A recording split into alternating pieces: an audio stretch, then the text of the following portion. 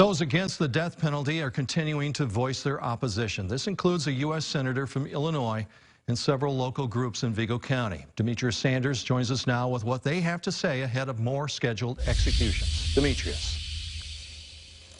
Well, Mike, those we spoke with listed a number of reasons they believe the death penalty should be stopped. Among those are possible errors with the legal process, and some say it's a violation of human rights. We are experiencing in this country a crisis of human rights. On Monday, it was reported that the federal government is planning to carry out 5 executions through the middle of January, with 2 scheduled as soon as the end of this week.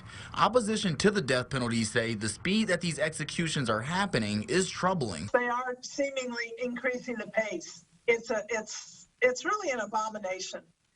It feels like a power grab. Throughout this week, anti-death penalty groups are hosting a virtual conference on the issue. Batista says one of several goals is to open more eyes as to what is happening at the Terre Haute Federal Penitentiary.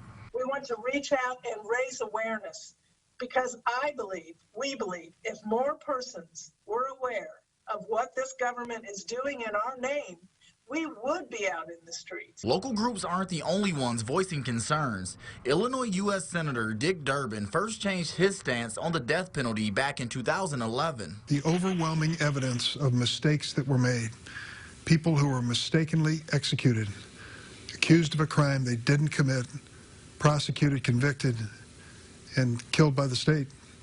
I just thought that was unacceptable. Durbin also mentions disparities of death sentences given to people of color and the poor. The senator is now calling for the death penalty to be put to an end. Too often we were wrong with even our jury system. Let's not err on the side of execution. Let's err on the side of lifetime in prison. Now, in 2019, Senator Durbin did introduce a bill to abolish the death penalty nationwide. When asked if he thinks it could gain momentum in the future, Durbin says at this point he is unsure. Mike. All right, thank you, Demetrius.